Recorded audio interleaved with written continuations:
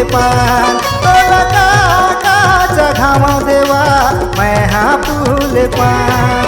सुन गौरी के तय देवा तोरे कैसे करा मैं सेवा। सुन गौरी के तय देवा तोरे कैसे करा मैं सेवा। मैं तो नीचा टेढ़ा नदान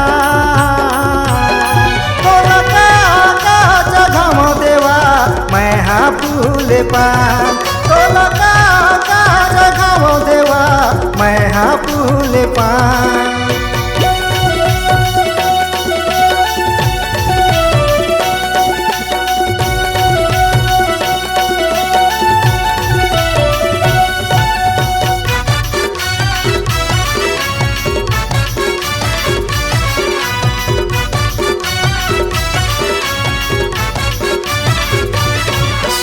तू ही गणपति कथे तू ही लगथे गजानन गा तू ही लगथे गजानन। भाव भक्ति काला कथे तेला हम तो नहीं जानन गा तेला हम तो नहीं जानन।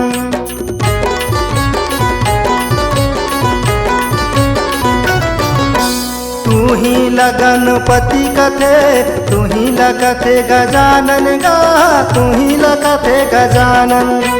भाव भक्ति काला कथे तेला हम तो नहीं जानन गा तेला हम तो नहीं जानन।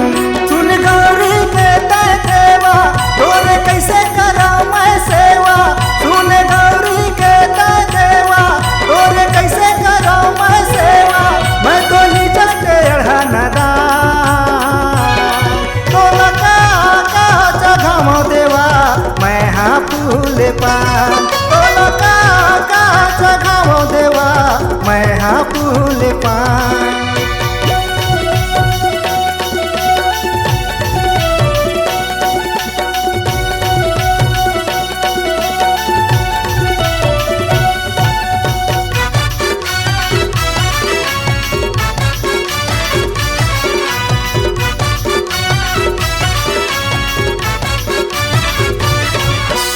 गजमुख धारी तोला कथे तू ही लकथे गणेश गा तू ही लकथे गणेश।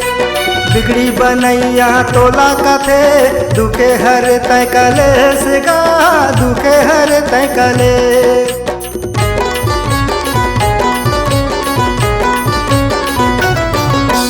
गजमुख धारी तोला कथे तू ही लगथे गणेश गा तू ही लगथे गणेश।